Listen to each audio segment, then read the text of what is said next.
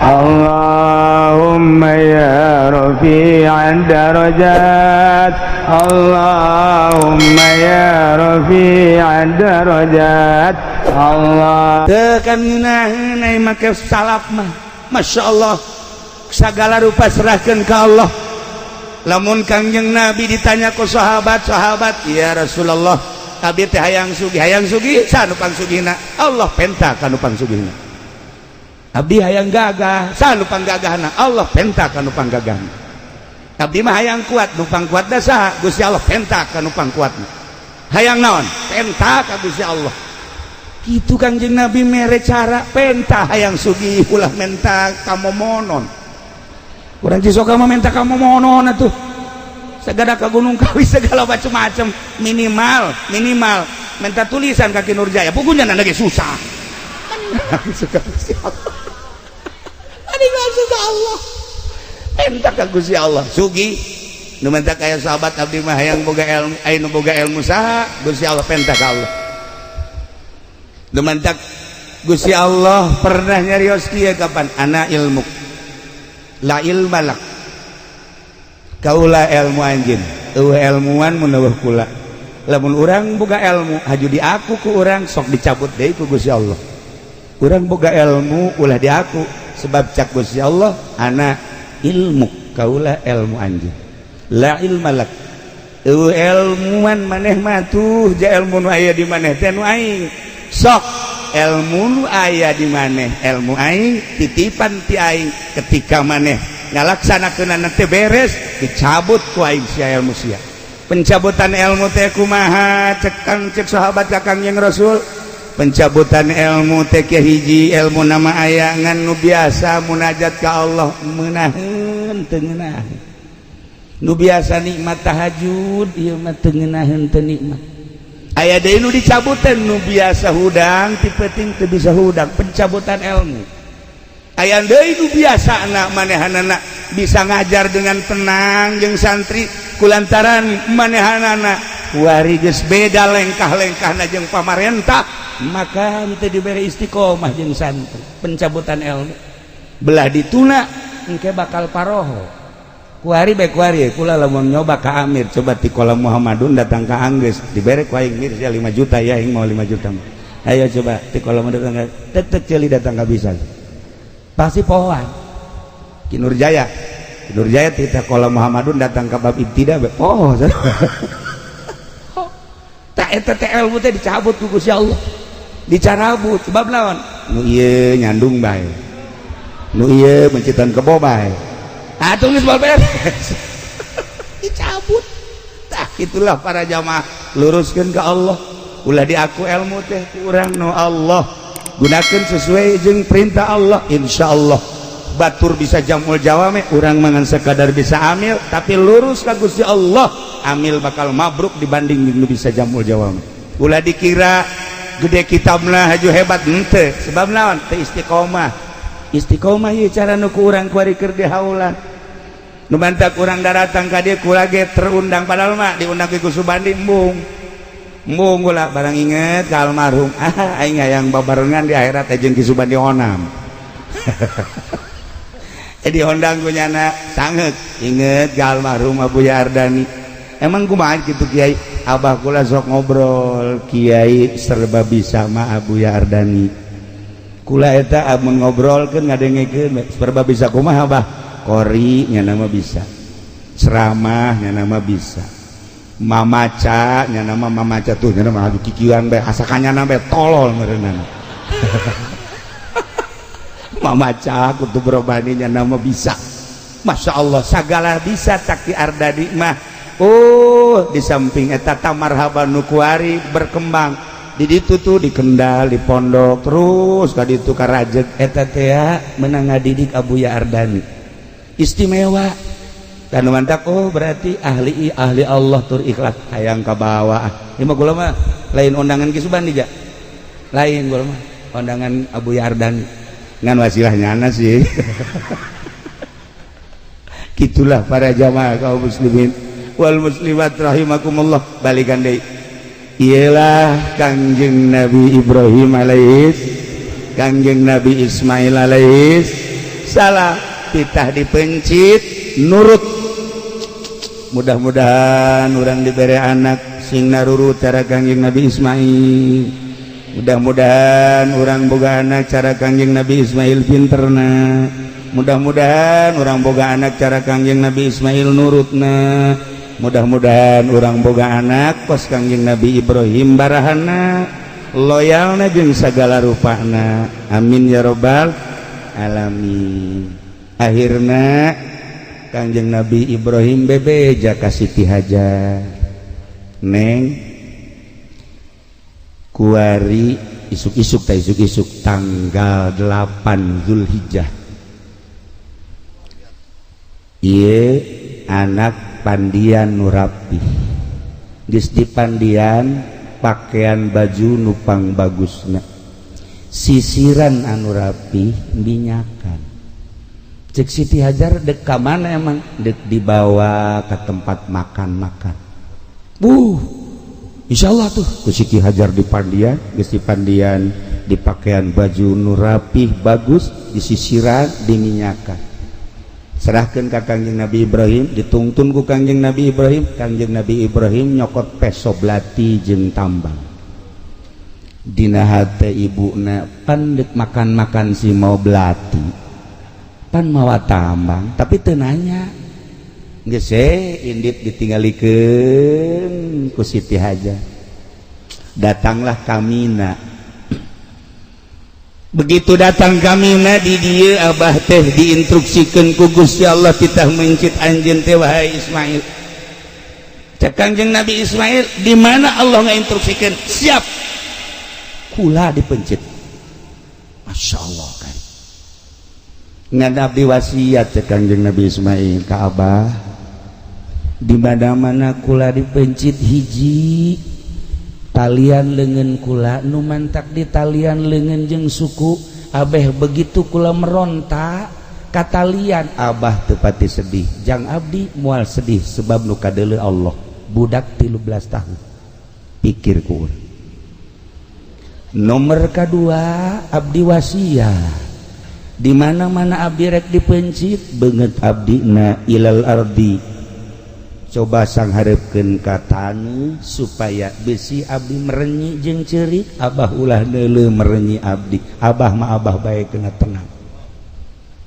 Katilu wasiat di mana rek dipencit abdi leungeun baju abah, wayahna jubah abah kudu disingsatkeun. Maksudna abe getih abdi ulah aya nu nempel selain ka taneuh, besi kurang ganjaran abdi ku sebab ngecret ka leungeun baju abah.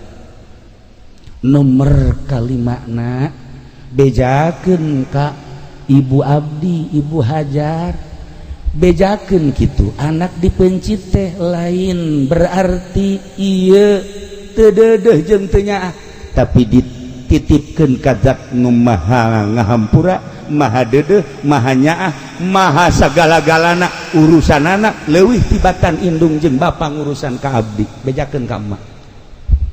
Nomor kagenepna besi aya budak sebaya jeung abdi ulah dideketkeun ka abdi, besi ngajerit tur ulah dideketkeun ka ibu abdi, besi ibu abdi engke majarkeun abdi. Nomor katujuhna ieu baju abdi buka setelah abdi dipencit, sanggakeun ka ibu jang pelipur lar, supaya ibu ketika nanyakeun mana Ismail, yeuh bajuna. Ai Ismailna ka mana? Dititipkeun ka Zat anu maha ngurus, urusanana leuwih tibatan indung jeung bapana. Maksudna kumaha? Bejakeun dipencit ieu bajuna. Masyaallah kari.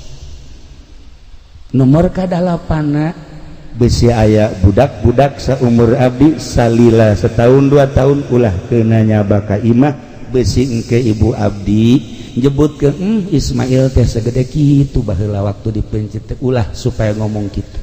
Masyaallah kari. Eta wasiat diabadikeun di sejarah. Eta wasiat teh dibaca ku para aulia Allah. Eta sejarah teh dibaca ku ulama-ulama. Sagede Ismail, Kangjeng Nabi Ismail umur 13 tahun geus bisa wasiat model kos kitu ka indung bapana. Mangga bapak abdi besi rek dipencit. begitu di talian Kangjeng Nabi Ibrahim, Kangjeng Nabi Ismail ku Kangjeng Nabi Ibrahim, jol teh iblis. Cek iblis, wahai Ibrahim, aya eueuh sejarahna ti zaman Adam tepi ka ayeuna bapa mencit anak. Eueuh. Atuh kunaon maneh ieu mencit anak? Ieu mah mencit ya instruksi ti Gusti Allah. Selama instruksi ti Gusti Allah boro-boro anak aina nu kudu dipencit bae asal instruksi Gusti Allah. Waduh, cak iblis ieu bagus moal bisa cenah teh mah moal bisa dirobah ieu. Sia emang aing teu nyaho. Cak Kanjeng Nabi Ibrahim, aing memang teu nyaho ka dia. Aing nyaho ka dia teh lain manusia, dia tolol bae dia mah. Asalna Kanjeng Nabi Ibrahim karangkas heula hari teu meureun. Nyokot batu Kanjeng Nabi Ibrahim langsung dicekel, begitu dicekel dibalangkeun bismillah Allahu akbar jader timpahan Kanjeng Nabi Ibrahim ka iblis kena matana bocos matana besi aya polisi nu bocos matana eta berarti katimpah eta Allah bocos aduh cak iblis teh aing nasib aing kos kieu cak kitu lah mal mundur aing mah kajian kumaha ge aing datang ka ibuna manya ibuna kudu ngameunangkeun mencit anak datang ibuna keur calik we ke bari nasbeh Allah Allah Allah Allah Allah beuh ngeunaheun da lamun nyaba ka hiji awewe-awewena bari nyekelan tasbih tiis hate Allah Allah Allah ya malain Assalamualaikum Waalaikumsalam ibu aya di mana tuh keur nonton TV Masya Allah malah aya di Cisoga paling di Panggang eta Allah Allah Allah nah cek iblis Assalamualaikum salam ieu hajar muhun nyaon teh anak Ismail tuh dek dipencit wah banyak bapak mencit anak ih kuari geus digolerkeun naon cenah nu mantak dipencit nanya teh ka Ibrahim nanya naon eta nu mantak dipencit nyana boga sangka bahwa eta teh instruksi ti Gusti Allah coba gerahan ka ditu salaki kulama nabi salaki kulama nabi mah tilok bohong sekali instruksi ti Gusti Allah pasti instruksi ti Gusti Allah lain cara kiai di Cisoka wah tama kiai raradutan apa kos itu salaki abdi mah nabi cak jana pokoknya sekali instruksi pasti instruksi percaya angkap ke dipencit teh naon Masya Allah eta indung kuat kepercaya jasa ka salaki lantaran salakina tilokna bohong salakina ya Allah ya Rabbi atuh urang papan babajikan deuk percaya kumaha ka salaki balik jam 12 ke atas di mana ngariung rada lambat acet Masya Allah kok mau kifudolim Masya Allah karim nyana mah setengah bajingan sebenarnya mah balik peting ya jangan orenganan ya Allah ya Rabbi mal bejakeun lah rahasia perusahaan teman atuh sia mah bapana bapak rusak tuh tah ieu deuk percaya kumaha pamajikan kanu jadi salaki balik di mana-mana teh kok parfumna lain deui Kak ieu mah rada tajem kieu biasana lain parfum boti mah ieu mah Kak lah budak tah orenganan mal bejakeun deui bae ieu mah baja ieu mah paka ieu mah parfum awewe mah gosip nyaho teh budak nyemprot lain deui cenah teh orenganan kanyahoana mah geus 7 tahun ditungtun budak aya anak saha deui atuh deuk percaya kumaha pamajikan kanu jadi salaki tuh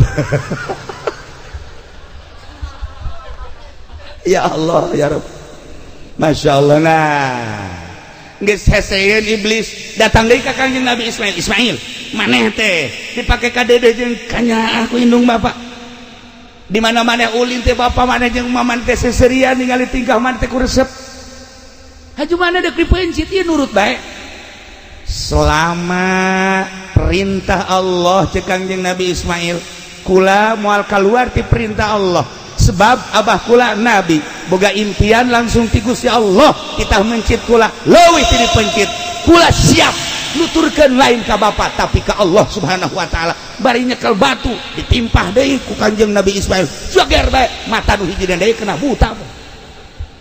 Beusi kapanggih jeung polisi buta. Nah iya. Atau abri nu buta atau geus. Eta berarti lelengseran ti ditu eta. Ya Allah ya Rabb. Jadilah kuari syariat ketika orang datang ke Mina nimpahan Jumratul Aqobah, nimpah ula wusto Aqobah, ula wusto Aqobah sasakalana eta. Ya Allah ya Rabb. Langsung Kanjeng Nabi Ibrahim siap dek mencit Kanjeng Nabi Ismail alaihi salam geus digolerkeun di dinya. Disiap dek dipencit ku Kanjeng Nabi Ibrahim. Bismillah Allahu Akbar. Tarik kalhut. Tarik dekat tungkulkeun kadak. Teterak.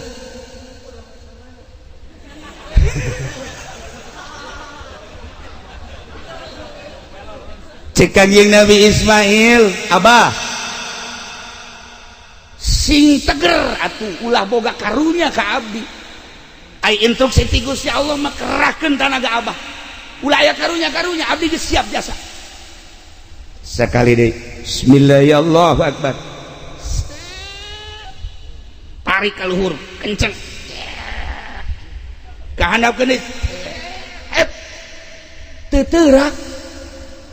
Sama sekali teuterak. Udah Kanjeng Nabi Ismail, bah. Coba ganti pesona, bah. Coba ganti pesona ke heula. Ieu Abah lain lalagaan ieu pesoke. Urang coba heula ka tangkal korma. Langsung dibabetkeun ka tangkal korma. Cek. Buntung tangkal korma.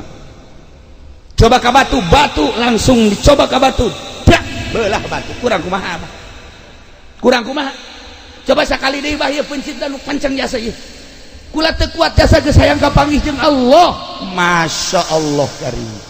Si keimanan jeung katauhidan model kos itu budak umur 13 tahun. Budak umur 13 tahun di Cisoka mah kieu ge can lempeng. Can lempeng ieu tauhid ka Allah mantengna pohara. Ya Allah ya Rabb. Ai kieu ti Nurjaya mah lain deui. Nah, pencit deui sekali deui. Begitu dek dipencit deui.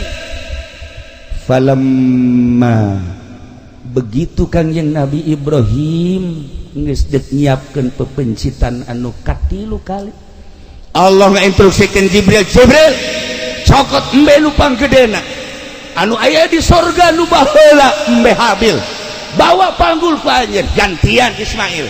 Masya Allah Kanjeng Nabi malaikat Jibril alaihi salam nyokot embe langsung dipanggul ku malaikat Jibril dibawa ka dinya wa fadainahu bizibhin azim digantian wahai Ibrahim wa nadainahu ayya Ibrahim qad saddaqta ru'ya cek Allah anjeun geus ngabenerkeun kana impian anjeun teh diangkat jadi khalili kekasih kaula tetapi kuari geus aya gantina tah embe ti sorga langsung Kanjeng Nabi Ismail na dikagigirkeun digantian ku embe cek Kanjeng cek malaikat Jibril Allahu Akbar Allahu Akbar Allahu Akbar cek Kanjeng Nabi Ibrahim la ilaha illallah wallahu akbar cek Kanjeng Nabi Ismail Allahu Akbar walillahil hamdu. Urang kuring nyaho beta orenganan maca beta kiato teu nyaho rongengna tak kuring we nyaho orenganan Allahu Akbar nu pertama ucapan malaikat Jibril alaihissalam Allahu Akbar Allahu Akbar Allahu Akbar dijawab ku Kanjeng Nabi Ibrahim alaihissalam la ilaha illallah wallahu akbar cek Kanjeng Nabi Ismail Allahu Akbar walillahil hamd pencit kiresel wa fadainahu bidzibhin azim inna kadzalika najzil muhsinin. Ibrahim di alam ku Gusti Allah moal aya salila dunya aya nu nandingan ka anjeun wahai Ibrahim kepasrahan anjeun ka kaula, kabageran anjeun terhadap umat, kadedeh anjeun terhadap umat, kabarahan anjeun terhadap umat, maka bakal diabadikeun terus. Setiap manusia datang ka kiamat bakal nyebut-nyebut anjeun. Urang maca kama shallaita ala sayidina Ibrahim wa ala ali sayidina Ibrahim, barik ala sayidina Muhammad wa ala ali sayidina Muhammad kama barakta ala sayidina Ibrahim wa ala ali sayidina Ibrahim fil alamin innaka Hamidum Majid. Allahumma shalli ala sayyidina Muhammad wa ala ali sayyidina Muhammad kama shallaita. Nah, disebut sholawat Ibrahimiyah, mun dibaca ba'da sholat 7 kali, tapi ba'da subuh mah 40 kali. Insyaallah bakal dijadikeun jelema anu murah hate, tur bakal dijadikeun jelema nu sugih bari daek sedekah. Tah kan loba jelema nu sugih tapi hese ka sedekah. Weh, eta mah merepet dur-dur pet.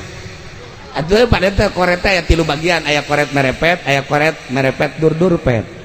Aya koret doang, aya koret merepet, aya koret merepet dur-dur pet. Aya koret doang mah koret doang kata tangga koret, tapi kanyana mah jeung pamajikan bager biasa. Koret mah kayak koret merepet mah tatangga teu dibere, anak teu dibere, nyana mah jang nyana aya, eta ngaranna koret merepet. Ai koret merepet dur-dur pet mah tatangga teu dibere, anak pemajikan teu dibere, nyana ge hayang jajat menta. Contona sieu. Eta kan merepet dur-dur pet boro-boro jang batur jang nyana ge hese jasa. Dia eta mah boga lauk tembang ge diteudeun di handapeun anggel. Kanyawan ceulina ku cucurut. Ya Allah ya Rabb. Lailah para jamaah kaum muslimin wal muslimat rahimakumullah, terjadilah seperti eta Kangjeng Nabi Ibrahim jeung Kangjeng Nabi Ismail. Tah tanggal 8 pepencitan mimpi nu pertama naon kitu ngaranna, mimpi nu pertama tanggal 8 Kangjeng Nabi Ibrahim encan engah ditebuslah ku onta 100. Malam 9 ngimpi deui ditebus deui ku embe jeung onta 100. Malam ke-10 ngimpi deui terjadilah pemencitan anak nu ngaran Ismail. Datang ka ayeuna terus diabadikeun udhiyah teh mencit kadanan cara Kangjeng Nabi Ibrahim mah 1000 embe, 300 munding, 100 onta. Atuh hiji-hiji Haji Pendi ieu mah kamari kabeja ribut jeung tatangga. Ribut aya naon makan belati geus dikieu-kieu. Horenganan ngabagina teu akur. Buntut ka imah cenah. Ceker imah.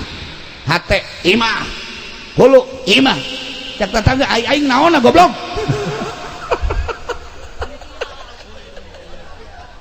Ribut. Kadanan mereka batur lu aya ge ngabagi geus teu beres. masyaallah eta ge sapasar kemis ngan eta-etana doang henteu nu sajeun mah kitu. Tadi Cisoka mah kabehan. Ya Allah ya Rabb. Nailah nyaritakeun Kangjeng Nabi Ibrahim jeung Kangjeng Nabi Ismail, intina hiji urang ciptakeun gerageh di urang suasana model Kangjeng Nabi Ibrahim alaihissalam. Urang tuturkeun kabageran Kangjeng Nabi Ismail dengan sendirina manusia bakal menyerap naon nu aya di urang. Sebab ku kabageran Kangjeng Nabi Ibrahim alaihissalam jelema daratang hayang disyahadatan.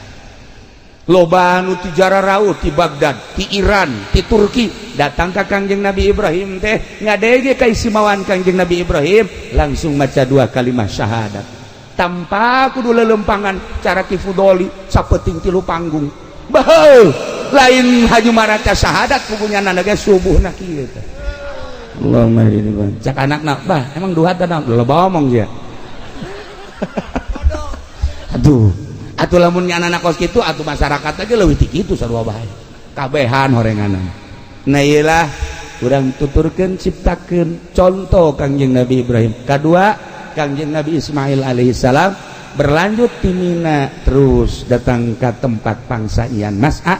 Iyalah nuturkeun Kangjeng Nabi Ismail alaihissalam Siti Hajar.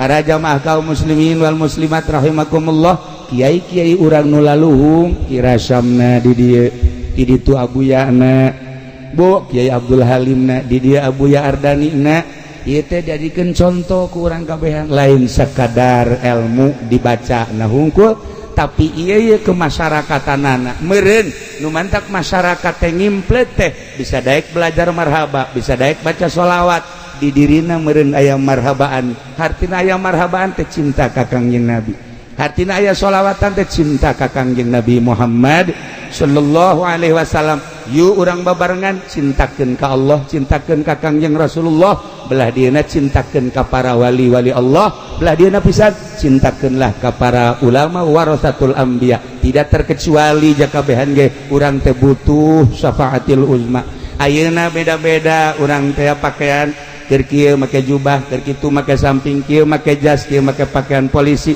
ketika urang Allahu akbar mah hate urang sarua ka Allah polisi hanya jadi pengamanan hungkul untuk dalam negeri berikut hukum TNI untuk pengamanan dalam berikut luar negeri eta teh jangamankeun negara urang bertugas supaya manusia aman diamankeun ku manehanana bisa ibadah tentrem ka Gusti Allah bisa ngaji tentrem ka Gusti Allah bisa ngembangkeun agama lillahi taala jadi alhasil eueuh salahna polisi jadi polisi ka Allah abri jadi abrina ka Allah presiden jadi presiden ka Allah menteri berikut gubernur bupati kabehna perangkat ka Allah urang masyarakat tuh komo kegiatan naon sarua pada ka Allah ai ka Allah nuturkeunana Kangjeng Nabi nuturkeunana para ulama para aulia Allah tuturkeunlah eta ulah mengkal ulah empungkal pengkor nu mantak nu paling hebat dina Al-Qur'an kan dijelaskeun innalladzina qalu rabbunallah tsumma istaqamu masyaallah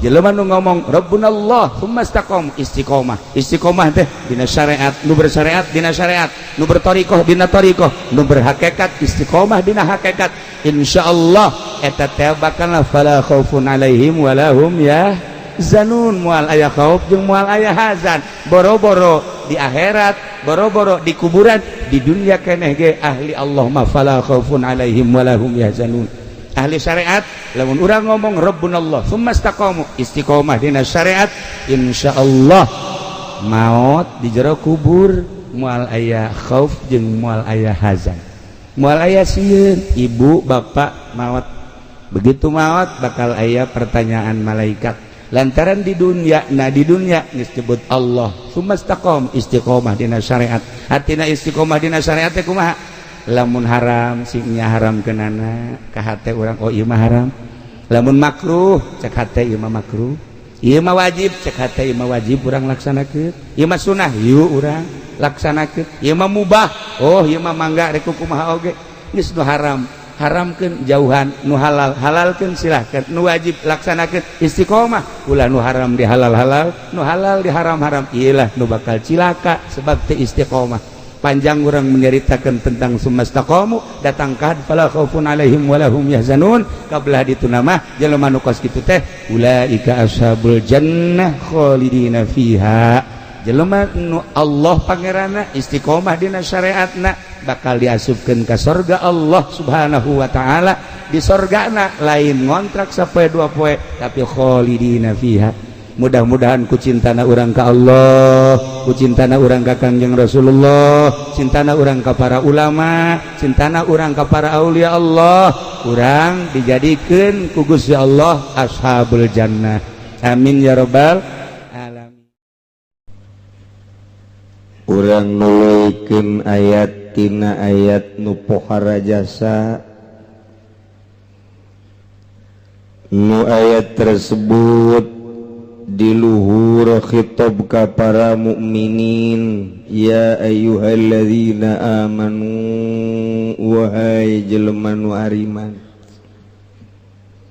innamal khamru pastina ari nginum arak nu ngamabokeun nu nutupan kana akal ngawalah wahweulehuhkeun kana diri seserian sorangan senyum sorangan ngabudah sungutna mata berem molotot tepuguh pikiranana ngalayang aya keboreuneuh pajar pamajikanana tumpakan kunyana kos kitu nu mabok mah molon puguh jelema sehat-sehat diedan-edan ku soranganana angkal jauh pajar bebenena tangkepan ku nyana kadeleuna ku urang jariji yang maneleuna eta komru sedengkeun ayeuna mah di Indonesia teh geus jadi Amerika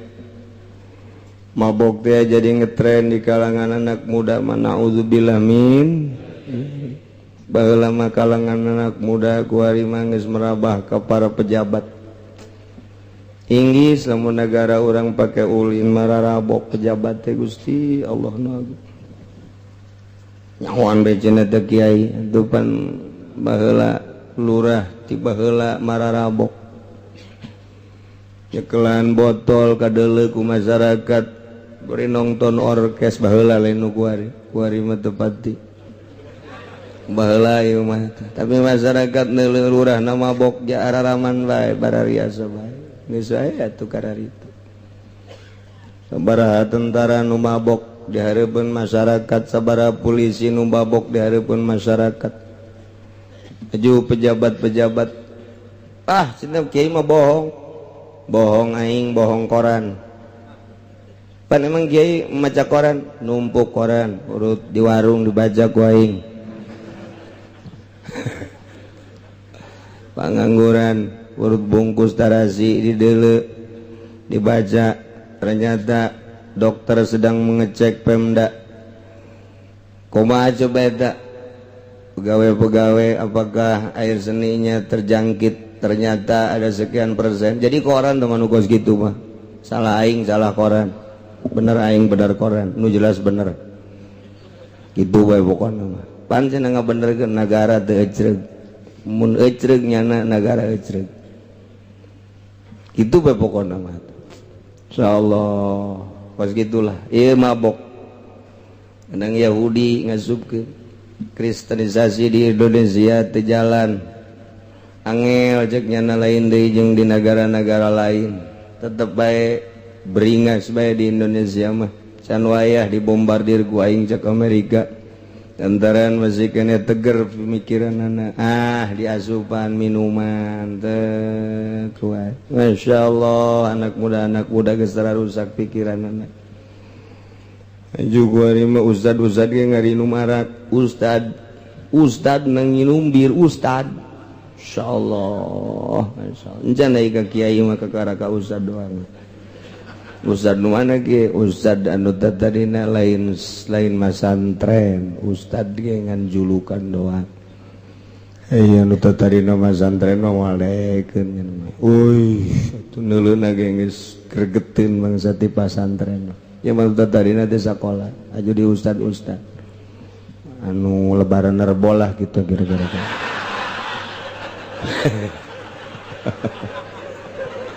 Asyik ulah gitu kiai lantaran di dia loba nerbo itu bukan saja. Jadi cenah kiai nu tasawuf ge nerbo aing lain ka kiai nu tasawuf kasihan nu di dieu. Sakitu bae. Emang salah? Henteu salah kurang bener doang. Aduh. Nu biasana sasalaman lebaran lantaran perbo embung lah moal ka Cilongok cenah aing ngomal silaturahmi.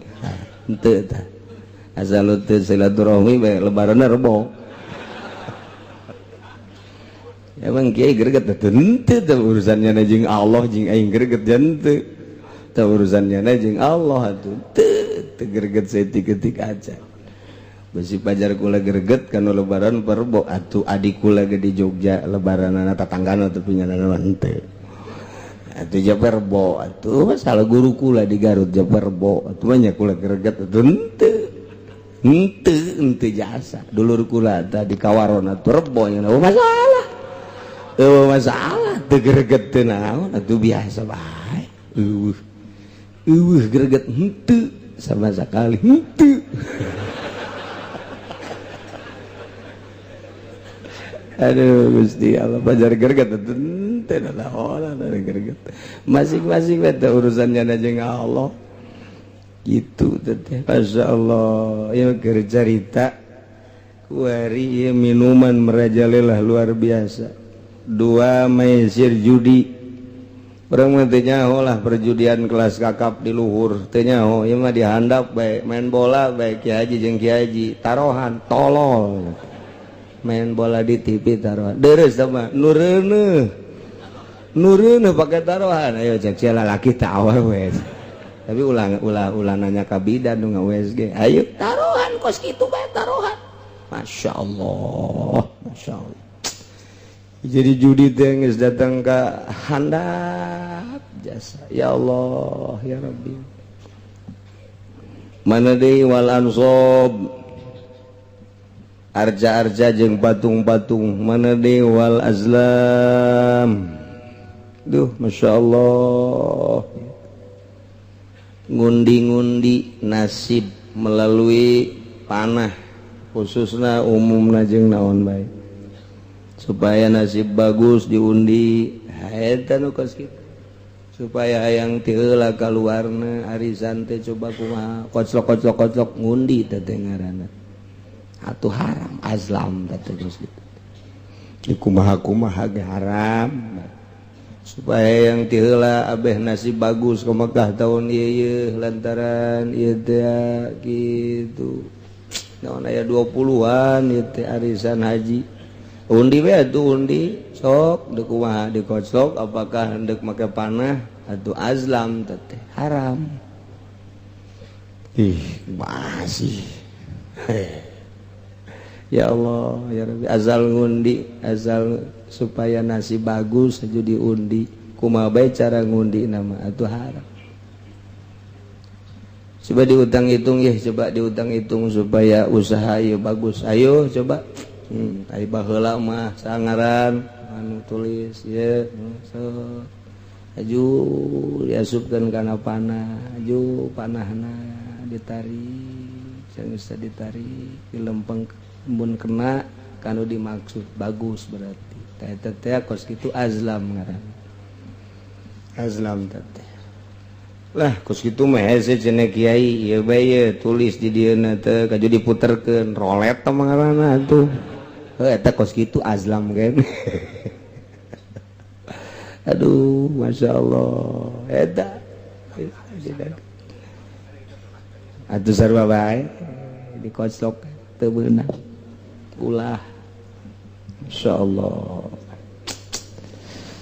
teh eta teh rijsum min amalis syaitan bahasana rijsun kokotor najis min amalis syaitan hendak fajtanibu jauhan ku anjeun eta teh min amalis minum min amalis syaitan judi min amalis syaitan patung min amalis syaitan ngundi nasib azlam ngaranna min amalis syaitan kamari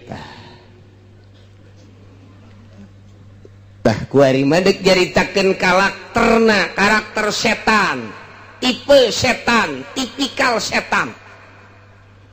Jadi setan teh boga karakter. Jelema ge kan boga karakter masing-masing. Aya nu karakterna teh ieu teh hayangna teh ngwiridan bae.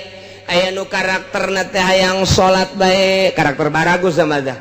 Aya karakter teh nya nama berpikir bae, jujur bae, karakter bagus. Aya karakter teh dek nipu bae. Tileutik nek nipu bae nya nama teh.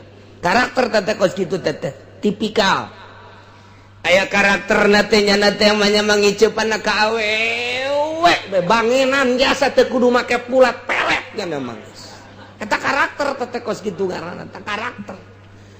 Nah jeung deui aya anu karakterna teh hayangna teh judik bae tileutik bae koplok menangan bae eta karakter teh karakter hoki teh itu berkarakter. Aya karakter teh politik tileutik teh aya karakter teh ieu teh berekonomi aya karakter teh berbudaya tileutik na teh eta di deuleu karakterna budak ge budak ti SD kene geus kadeuleu karakterna teh lamun ku urang ditanya 2 kali 2 sabaraha 4 bener ieu embe buntutna aya sabaraha 3 karakterna lain deh bodoh ieu budak ge tilu buntutna. Oh iya angel kamu ngitung ya kos kieu mah ieu. Budak teh eta ti leuleutik kurang ditanya. Terus aya anu nyanyi bae ugal igel. Oh, berarti karakterna ieu kana budaya ieu budak teh. Aya anu kitu kuna nulis bae dan lain sebagainya geus karakter eta karakter lain. Eta kos kitu tah aya ti leuleutik teh kanyahoan. Tipikal teh kanyahoan. Nu mantak potensi-potensi nu aya di budak teh ya, tah eta nu kudu dipupuk mah. Potensi nu aya di budak pupuk. Mun ieu budak teh ieu politikna rada bagus, kajawan ku bisa politik aja. Duit bapana laleungitan bae. Lain politik mah atuh maling. Heuh bisaan malingna. Kajawan ti leuletik da ge. Masya Allah, tah eta ti leuletik da ge geus kajawan. Mentak lingkungan teh ngadidik dirina bakalna. Lamun bapana ahli politik, indungna teh politikus sarua bae, lahirlah budak kadeule kurang ringkak-ringkakna teh. Bu, macaan kelas-kelas internasional, macaan sejarah dan lain sebagainya. Ieu budak watekna kajen kumaha ge kana berpolitik. Didik ku urang supaya jadi bener-bener ahli politik yang nangtungkeun jeung nanjeurkeun nagara. Lantaran negara dipimpin ku politikus bok-bok sugandai anak urang ye rada bagus ye politikus jadi politikna teh tenden di lingkungan anu berpolitik sakolakeun mengarah kadinya jang naon ye pengganti Bung Karno kitu atuh. Nah tileletikna ye budak teh macaan Al-Qur'an we hadis we tanyana teh bangsa rurukunan bae gitu dan syarat oh ieu berarti budak ka agama ieu ke agama ceng tanya iya mun geus sakola deuk ka mana ieu mondok ulah mah lah sakola we henteu ulah mah deuk mondok bae emang konon gitu lo berkat teu beres ya bae di mondokna yang berkat doang ieu budak ge teu beres ieu mah kos kieu bae eta lempengkeun ku urang lempengkeun sia cai di mondok mah teu ulah resep kacau Ambonna kudu kumaha tuh lempengkeun didik di pondok pesantren sok jadi ulah naon kitu ngaranna ngahalangan arus tentang arus ulah. Lantaran eta teh ku Gusti Allah geus dibere karakter. Tah eta manusia teh kos kitu. Karakterna. Anak urang anu ditanya teh si awewe. Atuh teu kudu ditanya di deuleu bae. Anu resepna teh ka santri mun awewe teh. Anu resepna teh ieu teh kanu bangsa pungplapeng bae. Aya anu resepna teh ka pejabat eta anak teh tah di deuleu ku urang. Tah eta teh ulah ditentang arusna sanajan dikawinkeun ka pejabat pilihlah pejabat anu jujur gitu mun di Indonesia ka mesro ka ditu kan ka misro sugana we amis di jero mah eta teh karakter teu bisa ditentang harusna sebab jana teh bakalna kitu lemah lamun ditentang teh lemah mun anak urang karakterna bangunna kori ya budak lantaran di kamar cai ge ieu budak narik wae di kamar iya budak narik bae aku tuh mending ngebeten berarti budak kori ya kejadian kumaha ge tah kurang ya apa ayo asal nu bener bae supaya ka dituna deuk sanu neruskeun atuh tajwid qiraat teh. Nah tapi jangan lain boga pikiran supaya jadi juara internasional lain jang ngoboran minimal sakampungnyana sakabupaten atau non gitu ngarasa desa sakecamatan supaya rarafih ye makharijul hurufna tajwidna. Jadi nulurus tak eta karakter ngaranna ya tipe nah kuari mah deuk nyaritakeun karakter syaiton setan teh boga karakter tah ieu karakterna ieu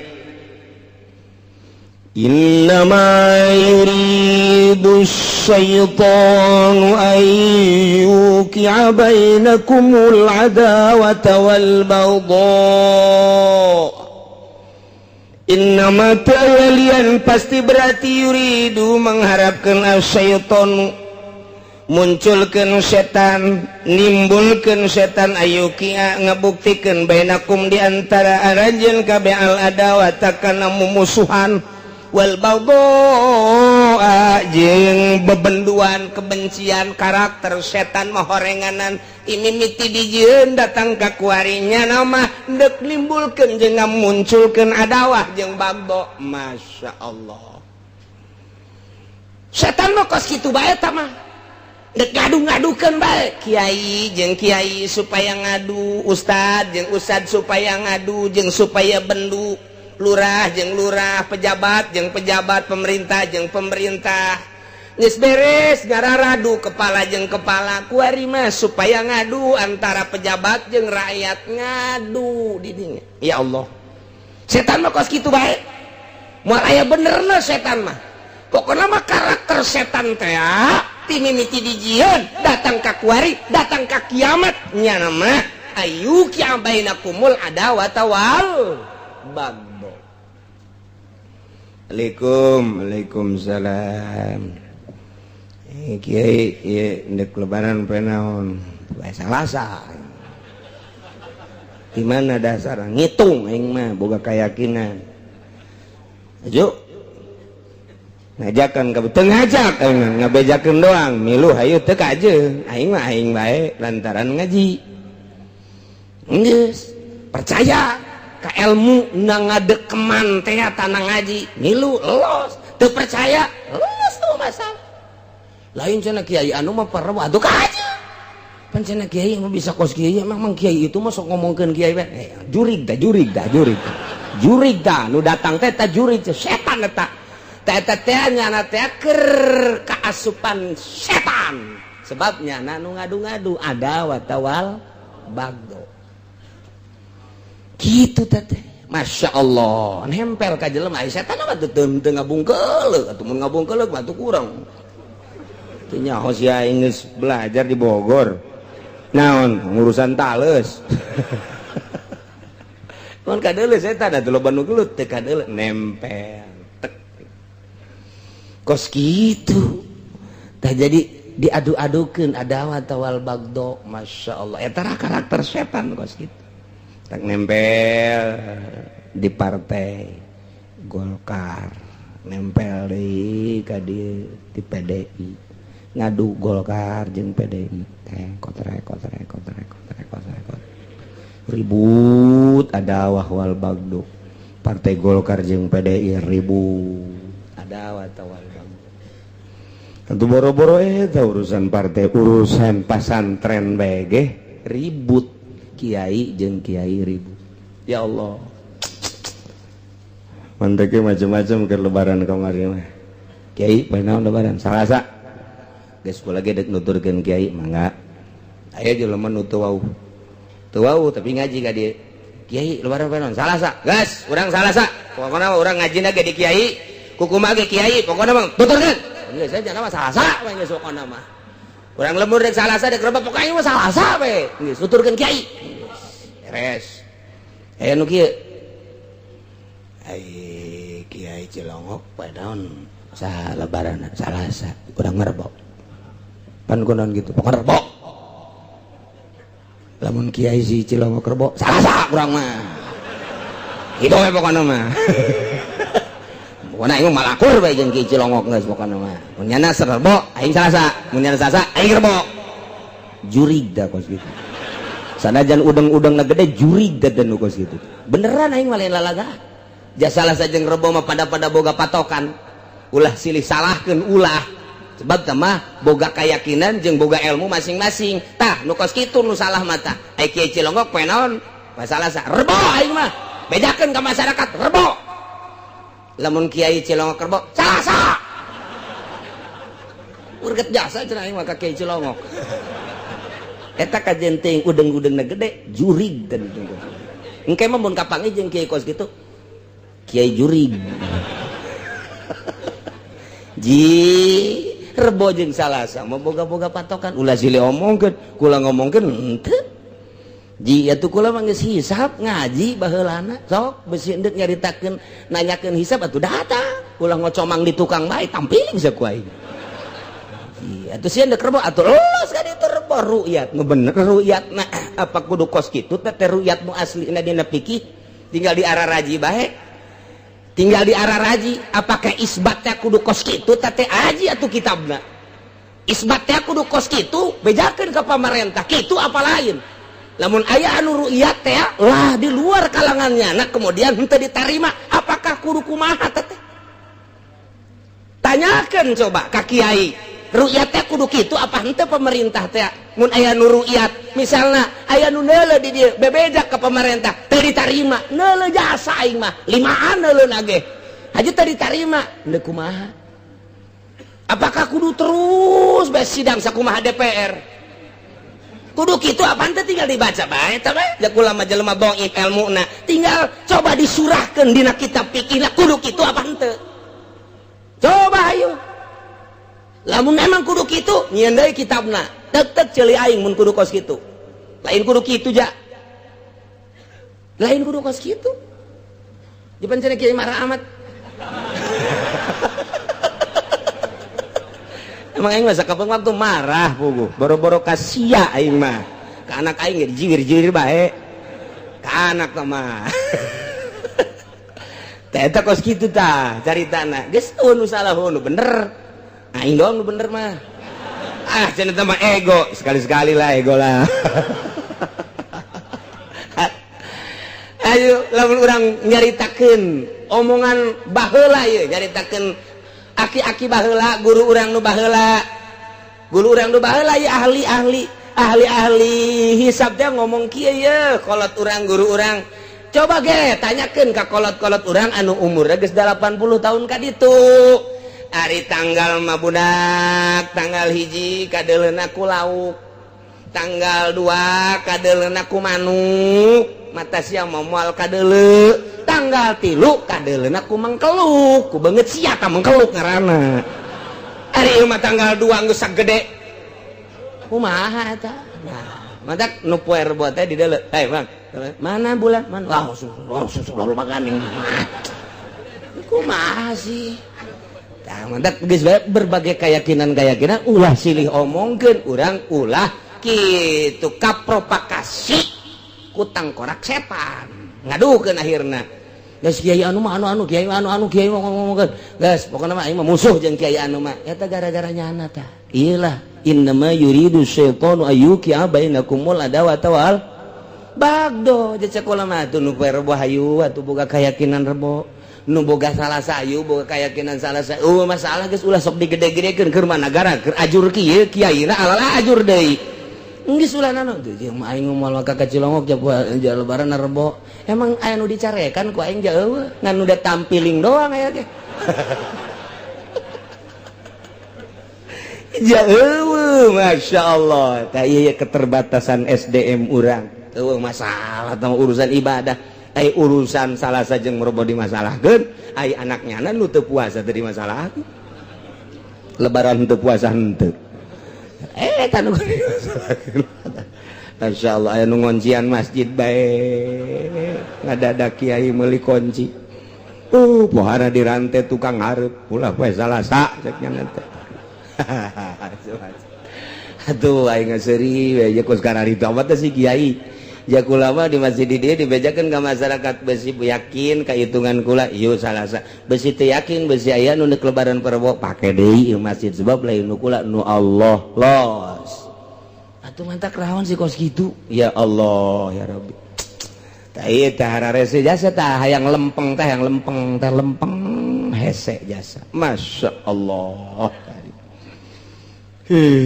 pohara iyalah innama yuridu syaitanu ayyuqi'a bainakumul adawata wal bagus tapi di dieu mah keur nyaritakeun fil khamri wal maisir sebab arak jeung judi iyalah setan teh kitu ayyuqi'a bainakumul adawata wal lain di dinya bae ieu mah keur kabeneran turusna keur nyaritakeun khamri wal maisir nah kuari dituluykeun diteruskeun nyaritakeun karakter setan padahal di luar eta gatuh kitu bae setan mah di luar khamri wal maisir ge kitu bae mantep wayahna kuari urang sapuk deui di lembur nu tadina perbo nu tadina poe Salasa salaman deui ulah yang masalah tuh kumamun ka bawa paeh manya ustad teu nanya gara-gara lebaran beda bawa modar ku ustad coba eta kira-kira tuh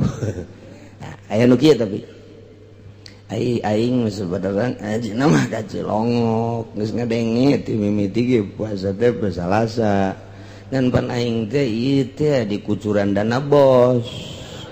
Aing mun kadang ngerebop pan besi eueuh.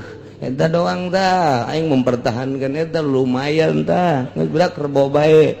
Bos ngamuk engke. Teu beres teh. Kiai tolol dah bos itu.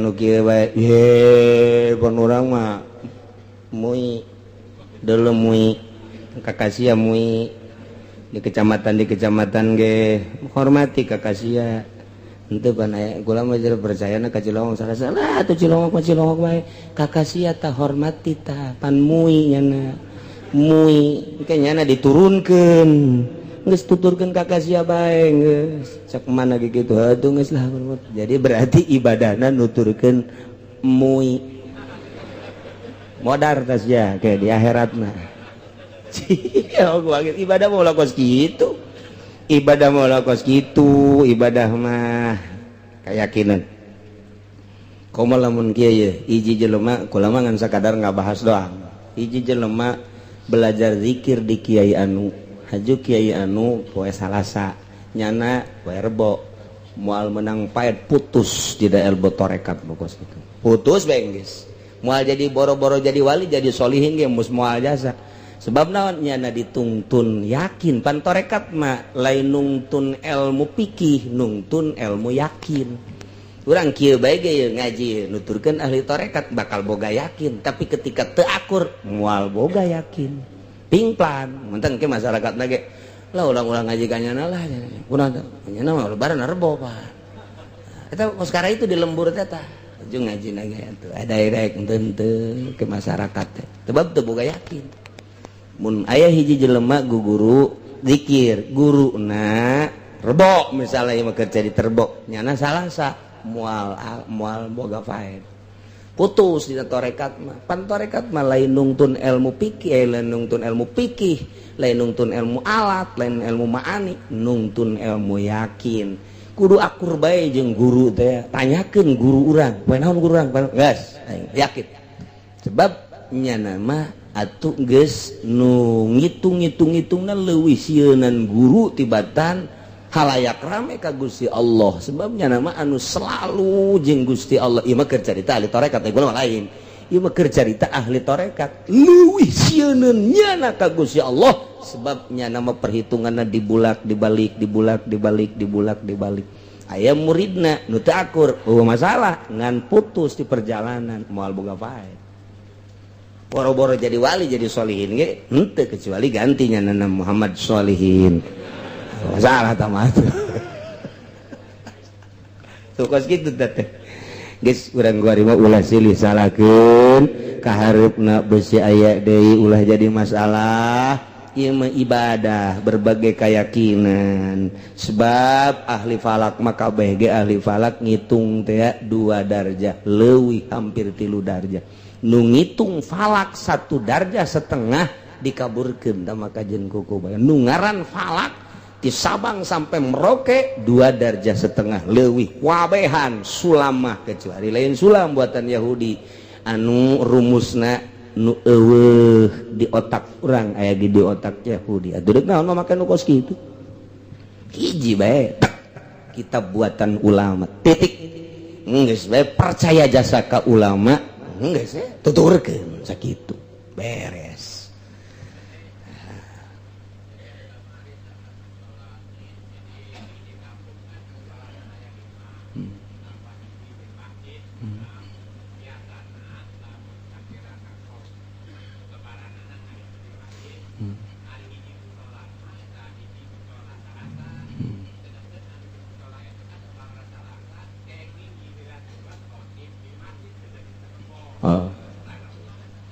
Atuh jadi khotib dog teu naon salat.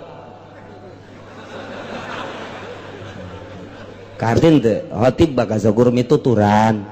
Khotib bah tukang khutbah ulah salat, geus batur salat perbonya na diuk ngarokok. Beres aingan enggak. Assalamualaikum warahmatullahi wabarakatuh. Hampura sebenarnya mah kula mah teu sungguh salat teh nya. Geus jadi khotib doang ye nya. Oh masalah. Ngimaman utulah jauh di kitab lagi lebaran 2 kali. Pangnangankeun coba. Atuh lebaran 2 kali wa yuzanu salatul id. Maroten jauh. Sekali lebaran bacakan sekali. Geus ulah sok bingung-bingung nu ditita sakali bae. Ulah sok hajunyeun hancengan deui. Kula mah poe Salasa, kula mah lebaranna poe Salasa. Salatna poe Salasa. Geus lamun kula ditita imat neangan deui nu rebo mah kitu bae sih tegas. Ieu mah eta sih hayang nanon. Geus kaambeul ku ceuli aing lah pokona. Jadi teu konsisten. Anu rebo bae geus ulah ngomongkeun jore ulah naon komentar keur puasa keneh. Geus salah kula mah perbo. Ditita jadi imam teu bisa kula mah rebo geus titik bae kula mah neuk bukana jeung lebaranna perbo titik. Beusi imam mah Salasa. Neangan nu poe Salasa. Nyanana ngeunaheun, urangna ngeunaheun. Jadi boga keyakinan geus ngeunaheun eta nu pingplan tah. Bangsa kiai bayaran tah teh. Bangsa kiai 08 tah mah tah. Atuh angkutan kota pasar Kemis. Itu boga keyakinan jadi mingplankeun. Atuh lamun boga keyakinan mah. Kula mah lebaranna poe Salasa, geus deuk khutbahna poe Salasa, salatna poe Salasa. Geus imam perbo di masjid di ditu. Teh nu perbo ulah aya naon nya kula-kula nyana-nyana beres kan. Nyana neangan. Ieu mah kieu sih. Perbo engke atuh kula engke ka ditu nya. Engke kula mah di dieu sorbo Salasa. Engke kula ge ngawotapan we di ditu. Emang itu sebar di tanah guys kiai nu lain ibadah mah geus kadari itu jasa geus kanyahoan jasa ku aing sorban tinggal sorban lah pokona etalah setan innama yuridu syaitanu ayyuqi'a bainakumul adawata wal baghdha di mana ieu fil khamri wal maisir. Nomor kahiji, nomor kaduana wa yasuddakum an dzikrillahi wa anis shalah. Setan di samping nimbulkeun adawat wal bagdo terhadap halayak rame manusia berbagai lapisan masyarakat timimiti kelas kakap tepikeun ka kelas teri diadu-adukeun supaya timbul demonstrasi. Nah ieu deui setan nambahan wa yasuddakum an dzikrillah nutupan nahanan ngahalangan setan ka aranjeun kabeh teh an dzikrillahi wa anis sholati na zikir ka Allah jeung tina salat. Jelema nu mabok, jelema nu judi dihalangan ku setan moal daekeun zikir ka Gusti Allah, moal daekeun salat ka Gusti Allah. Mana coba pemabok jeung pejudi nu salat moal aya? Mana pemabok jeung pejudi anu zikir ka Allah moal aya? Setan.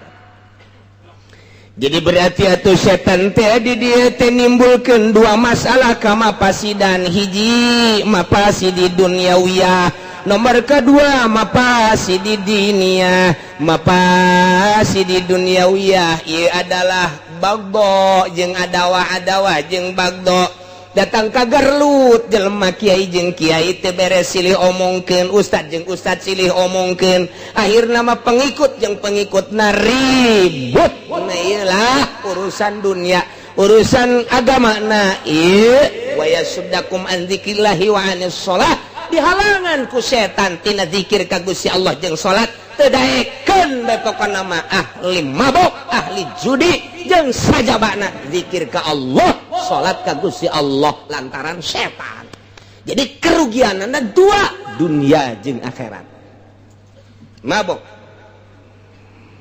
ieu mah anu sok dicaritakeun teh ieu, anu sok dicaritakeun ku para ulama, ku para kiai dina berbagai kitab.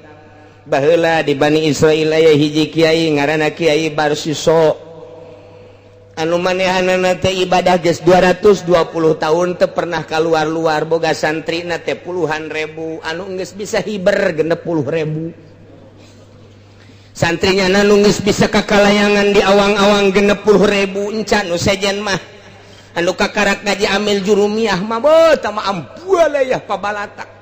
Ieu mah nu geus bisa awang-awang 60.000 datang ke malaikat sabiwir hiji langit ka hiji datang ke langit ka 7 teh nyaritakeun keistimewaan kibar siso unggal poe amalna teh naik ka luhur diiring-iring ku malaikat datang ka iblis di handapeun tangkal caringin ngalamun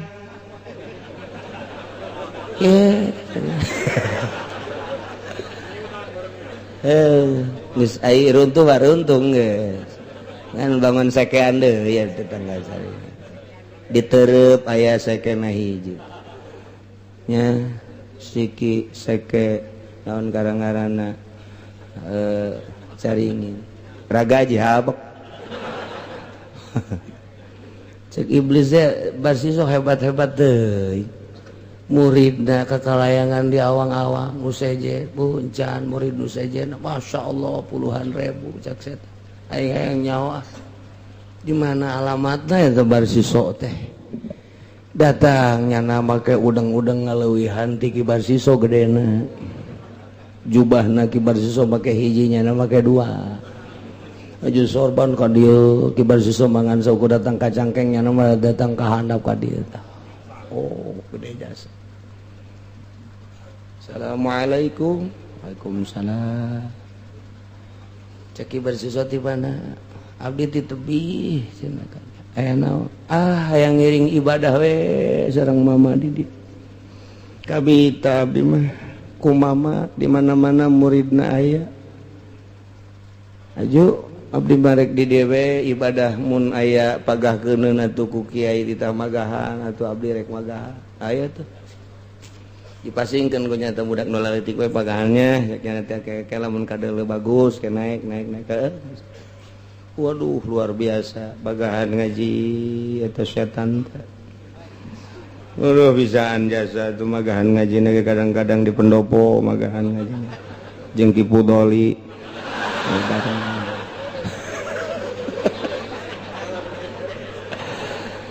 kadang-kadang di balai desa magahan ngaji kecamatan ya anu bangsa leueur we gitu magahan ngaji aya nu teu leueur mah teu geus kitu tah terus we nyana magahan ngaji insyaallah waktu di masjidna pernah eta iblis teh tilu penting teu balik cek kibar siso teh pohara amat ieu tamu ibadahna ja aing ge aing asana itu balik-balik mah teu kuat ngaju pas menang tilu poe teh diajak dahar yuk orang dahar kayu ente abdi mah moal dahar pan abdi mah lamun keur ibadah cak setan teh geus teu hayang dahar teu hayang naon wih cek ibadah sesoparah ieu mah wah ieu mah geuting diajak besi erek sare disadiakeun di ditu di kamar aya di hareup atau rek di tukang abdi mah teu sababaraha bulan teu sare lantaran nikmat jasa ibadah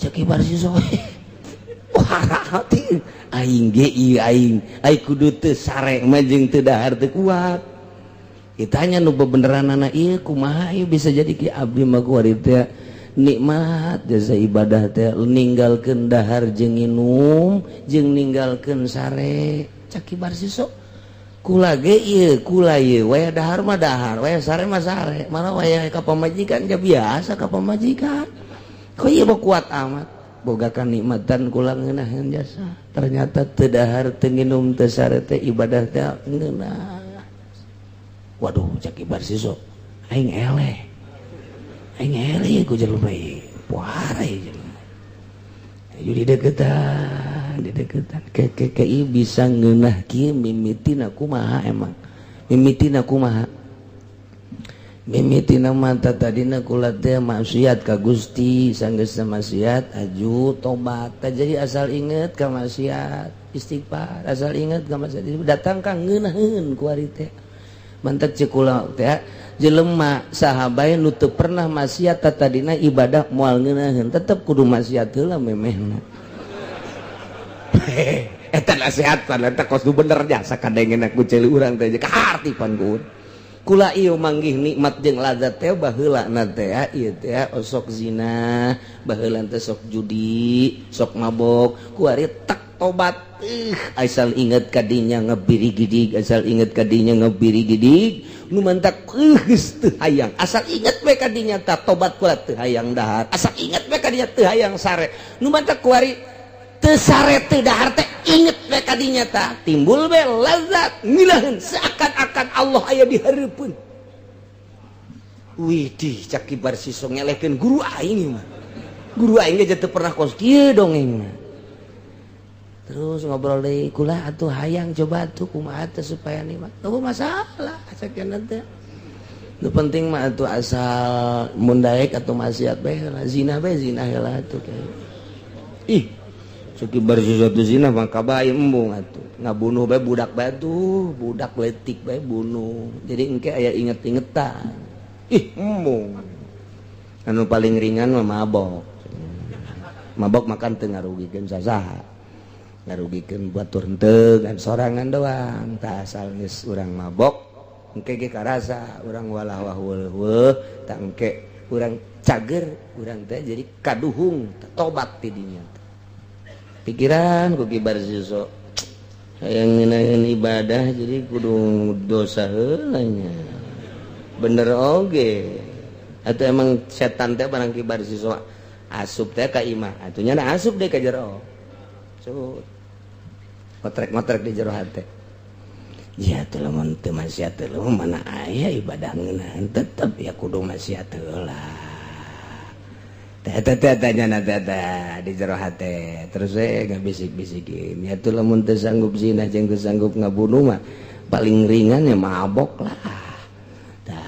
Aju cek hatena teh ka mana meuli mah itu di dieu tah lurus jalan pengkolan di dinya kan aya warung cewek deui di teu dagangna ge di dinya tuh urang Subang bangun aya tadi menor teh di dinya tah eta bae di dinya kena bisikan setan kibar siso langsung we nya teh tas magrib teh nguluyur teh ka warung aya bener langsung nya meuli minuman bener awewe di dinya nu ngaladenana ge biasa minuman mah nu ngaladenna ge emang awewe wae tiba heula ge tengah kuari langsung ditenggak lek wah oi dunia milikku wah eta kibar siso yo mantap kulantarannya atuh mabok tidak ada raja kecuali saya ini raja koang-koang merencengkeun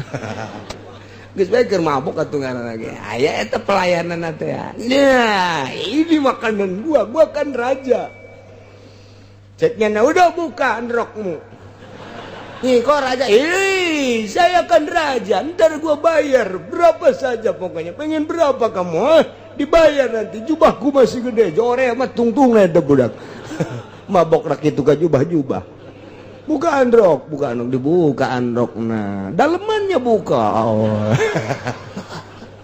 waktu dek kabur teu bisa wewe dek di zina punya natek begitu beres di zina jol salakina goblok berdi jelema ngazinahan pamajikan aing hah teu beres ya bae terus dicarekan ku salakina begitu dicarekan gelut mubabok jeung salakina aya peso dibunuh ku nyana berat salakina beres kan nya mabok nya zina nya ngabunuh cek kibar siswa aduh iblis badidinya bae terus tenggak lagi setan lagi belum seberapa itu kan baru satu sloki tambah lagi lok itu setan ngerahkeun masyarakat woi ulah tenang di warung aya nu mabok perzinahan terjadi pembunuhan terjadi kok masyarakat cicing bae setan teh kos kitu provokator Masya Allah atuh kadarinya masyarakat pemuda-pemuda tuh ya bener ya mah awewe ngaku bener di sini bener aya dibunuh salaki kula lantaran nyanana tadina gelut dibunuh aya peso tapi heula salaki kula waktu ditewak kibar situ blek diadili lantaran boga kitu kesalahan ngazinahan jeung ngabunuh dipancung kibar situ dipancung kieu bae nyawa dibunuh kibar siso teh keputusanana lantaran membunuh jelema nu bunuh mesti bunuh deui kieu pancung kieu jol setan datang deui Kiai kumaha ku ari doh gara-gara sia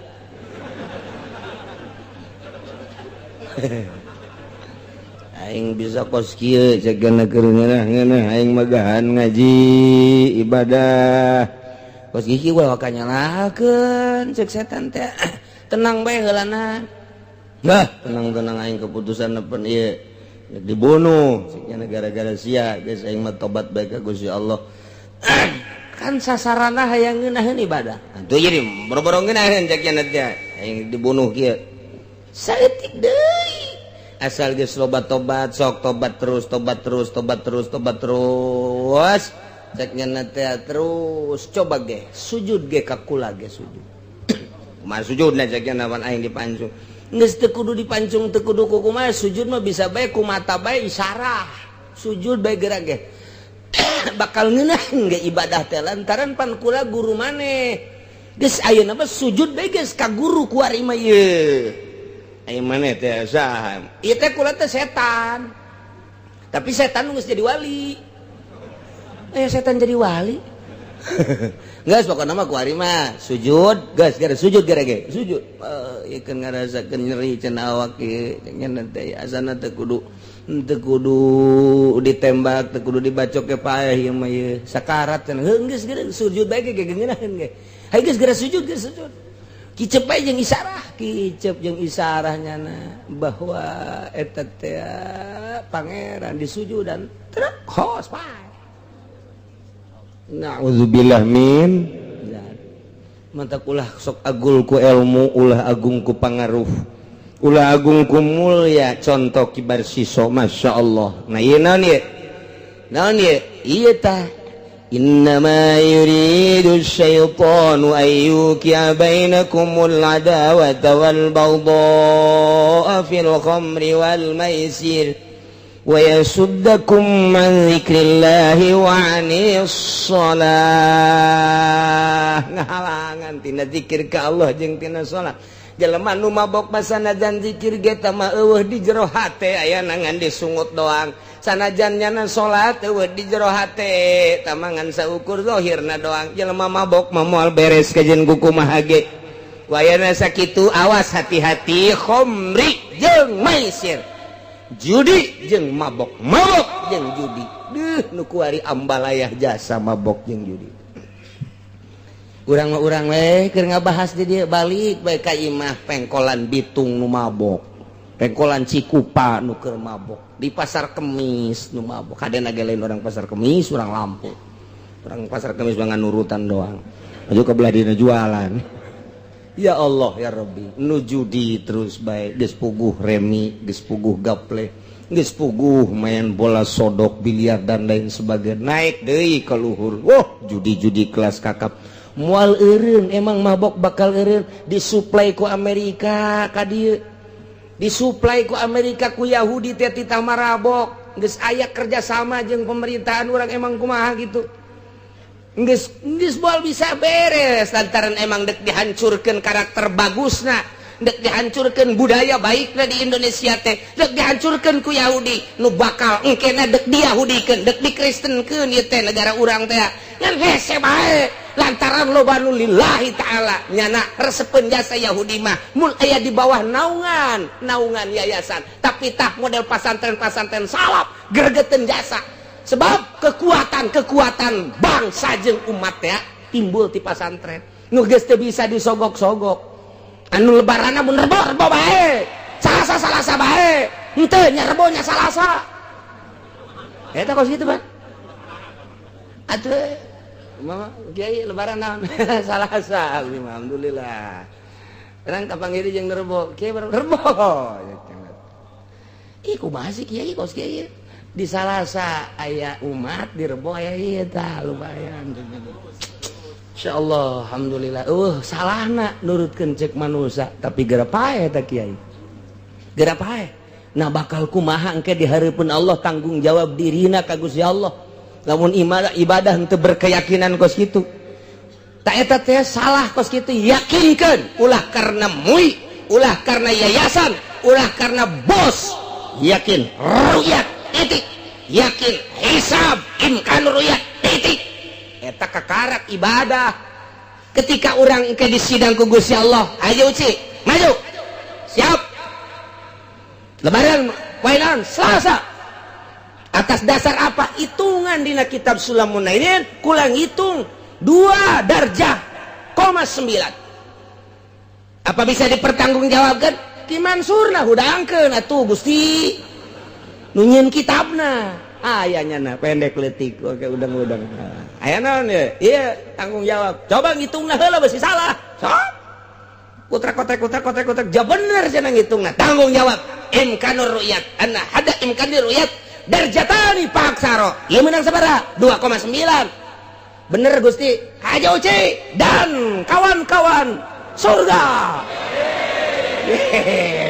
deu kumaha Masya Allah Kiai lebaran dari apa? Rabu berdasarkan ru'yat bener atau ru'yatnya? Bener atau tidak bener kula mah ngadengikeun di televisi itu bae pokona mah geus aja percaya kula mah lantaran nyana teh kapan diberi mandat ku nagara bener berdasarkan ru'yat pokona mah kula mah rebo berdasarkan ru'yat coba panggil nu ru'yatna tah bener maneh ieu ru'yatna bener waktu ru'yat bulan tegadel alangan serius ya kumaha serius nu sebenarnya mah emang salah sebenarnya cek ngantengan haju direbokeun bae lah kitu bae pokona mah ieu salah kula mah teu nyaho salah cak masyarakat jeung cak kiai penting bakalan lantaran kula mah hirup di negara kemudian negara ngayakeun badan hisab badan ru'yat nah kula mah ngadaengkeun televisi jacak dina pikir degekeun informasi pemerintah kula nuturkeun pemerintah surga nama tinggal lu ieu neraka jahanam iya pan cenah kiai nyaho salah atuh nyaho jasa emang kumaha tanggal 17 Ramadan aya nuzulul Quran di Yogyakarta di pesantren adukula pesantren Aji Mahasiswa Al Muhsin anu ceramahna tokoh daripada NU didinya ieu mah kepada NU ya Muhammadiyah kan mun Muhammadiyah usir aing pajar Muhammadiyah puguh aduh guys masalah guys aing mah Muhammadiyah kang bangsa Kangjeng Nabi Muhammad dapina lain kang bangsa organisasi Muhammadiyah nah kumaha teh ceritana nyeritakan urusan nuzulul Quran ujung-ujungnya ceknyana siapa yang ikut NU lebaran hari Rabu dan siapa yang akan ikut Muhammadiyah lebaran hari Selasa eta tanggal 17 Ramadan masa sih kos kitu ceramah nontak telepon ke kula kok kiai begini katanya Kak Haji ini ceramahnya kiai bangsat kata kos kitu ini kan kiai kita kiai NU NU-nya bukan NU yang Gus Dur tuh mah NU-nya yang NU mau dibejakeun lah ku aing lah. Tuh, kan kos gitu tuh. Tanggal 17 Ramadan geus ngomong kos gitu. Siapa yang ikut NU lebaran Rabu dan siapa yang ikut Muhammadiyah lebaran Selasa. Jauh melung ti mana-mana encan ru'yat can naon geus nganyatakeun kos gitu. Berarti geus dikondisikeun lebaran menurut pemerintah dasar pengelolaan NU harus hari Rabu. Dek ru'yat dek henteu. Ayo. Ndek kumaha? Je sababaraha poe deui ka lebaran malam minggu aya tamu ti Jakarta sampai jam 12 peuting moal bejakeun ngaranna dahar jeung kula dongeng nyana Kiai pemerintah akan Rabu Kiai tetep sasa cak nyana saya juga Selasa pejabat luhur yo pejabat luhur be pokona punclot be pokona mangga beneran nih malain lalagaan kayak bisa dipanggil jelema ngan moal dibejakeun ngaranna kok bisa gitu teh kieu cenah Kiai ta Muhammadiyah dan NU tetap memaksakan akan hari Rabu ru'yat atau tidak ru'yat salahnya nak salah kula benernya nak bener kula nyana ngomong di hareupeun kula tas dahar duaan bae akan Rabu pemerintah dikelola oleh NU kieu di luhur teu keur teu beres jasa urang lebaran poe Salasa malam minggu nanya ka dieu minggu Senin Selasa 2 hari deui ka lebaran geus dinyatakeun lebaran pemerintah akan hari Rabu ru'yat atau tidak ru'yat deuk kumaha sih kukula dibukakeun we mah pada urang na bae mah ulah bebeja kasasan ke ditu kieu deui ieu mah keur carita pan ieu mah ibadah ulah dibawa-bawa ka mana ulah mangan sakadar nganyatakeun sing yakin sia ibadah tah berdasarkan kos kitu dongeng-dongengna Masya Allah dongeng nu katilu deui dongeng nu katilu pejabat di Kabupaten Tangerang jeung pejabat di Kabupaten Serang deket jasa jadi jeung bupati nanya ka kula eta teh poe naon eta ya Senin berarti sapoe deui ka lebaran ngomong jeung kula Senin kieu poe naon lebaran Salasa berdasarkan hisab bapak oge cenah geus Salasa bae pemerintah mah deuk rebo pan pemerintah mah ru'yat tapi direbokeun bae endeu kumaha endeu kumaha kurang kumaha coba nu datang ka ceuli aing teh pan orang NU ngan eueuh tulisanana di NU kantor teu boga pan aing mah tapi aing orang NU lain orang Muhammadiyah cirina NU make kunut aing jeung usoli tah kerasa kusian lebaran poe Rebo ulah dibejakeun ka ka kiai di dieu aing nyaho jasa kiai nu poe Rebo teh ye nyaho jasa di ditu nyaho di ditu nyaho emang nyaho na kieu mah tupan urang lembur bebeja ka aing ayo malah main ngagogoreng aing kiai ge sarua bae lah pengaco teh mah Ki Uci di mana urang Jati aya kiai teh pokona mah pendek jelemana ya pengaco teh mah Ki Uci ulah dituturkeun ya ayo geura ngacoan sia teh ngacoan aing deuleukeun tungtungna sia ku aing si aing mah lain ngadoakeun deuleukeun tungtungna bae ngacoan sia teh ngacoan aing ha awas ya ulah sok ngomongkeun aing sieun sia ka aing aing mah naon kos kitu we pokona mah aya deui nu ngomong ngoy gorengkeun Ki Uci jadi kos kitu jasa atuh datang ulah sok dihareup maksudna kiai deuk poe naon bae salah berdasarkeun naon gitu bae sih ulah sok ngomongkeun ditu kan ku gara-gara umatna haju menuturkeun ka dieu nya dan tinggalkeun umat haju ngomongkeun ka aing temen teh tolol jasa kiai belah mana belah kulon teh mah aya sa kiai na rada jangkung-jangkung teh mah geus nyaho we pokona mah tanya di mana umatna bebeja ka aing eta mah bener kabeh ge ieu mah keur carita supaya yakin kula yakin poe Salasa teh kos kitu ta perjalananna tunggul tanggal 17 geus nganyatakeun Rebo NU kumaha sih mantak ti jauh-jauh kene kula nyaritakeun NU ku ari moal beres abu-abu sebab NU ku ari dikaluhan ku SBY NU teh dikaluhan ku SBY cau PKB dikaluhan ku SBY PKB nu kuari teh dikaluhan mantak kula teu bersuara ge dikaluhan geus teu kudu datang ka aing sia PKB aing nyaho jasa geus dikaluhan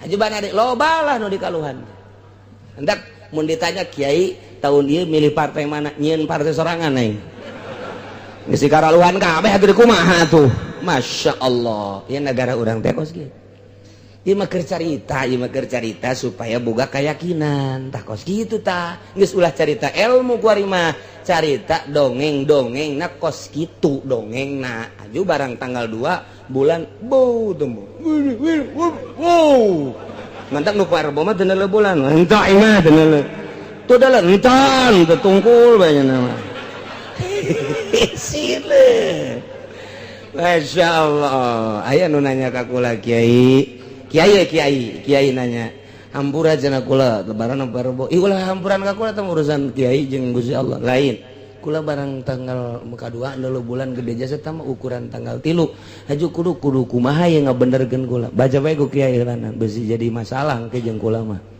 nah, talek bae heula kitabna lain beusi kula cenah ieu atuh hartuna engke poe lebaran teh Salasa puasa keneh pan haram atuh teh mah kumaha kiai bae geus kan itu teu dijawab ku kula teu dari jauh baca bae kitabna baca bae teh mah kitabna aya nu kos kitu tah kula doraka meureun doraka kiai teh mah geus ka ditu aya ngomong kieu Kiai Uci teh wajib qodho cenah lantaran lebaran poe Salasa datang sia ka aing urang sok ditukangeun anjing menggonggong naon kada ka dinuna kamilah kabur aduh geus aya masalah ieu keur nyaritakeun keyakinan yakin kula poe Salasa di samping itu informasi Yogyakarta informasi ti Punclot ti luhur malam Minggu poe Senin di dieu endek ngarebokeun ru'yat atau tidak ru'yat tah eta teh ulah kos kitu mudah-mudahan ka hareup negara urang anu kuari keur dikelola ku urang ulah kitu. Ieu teh omongan kula bagian daripada nyentil pemerintah supaya rapih ka hareupna. Nu enggeus mah enggeus ulah sok dijadikeun masalah. Urang ulah ditimbul-timbulkeun deui ieu mah keur carita. Ieu sampaikeun ka presiden. Nu ka hareupna beusi aya kos kieu rapihkeun manta kunaon hijikeun Muhammadiyah jeung NU di atas meja. Sok umat nu dihandap supaya ulah kalabur, ulah paberencai sebab paberencaina umat Amerika seserian, Belanda seserian, kafir seserian. Urang teh mung disengserikeun ku kafir, rapikeun atuh mantak naon pengalaman di zaman Soeharto bagian ru'yat mah. Jageus pinter urang teh. Di zaman Bung Karno sabaraha puluh tahun urang jageus pinter urusan ru'yat mah. Kunaon makin kadieu makin bodoh atuh heran. Makin canggih makin bodoh.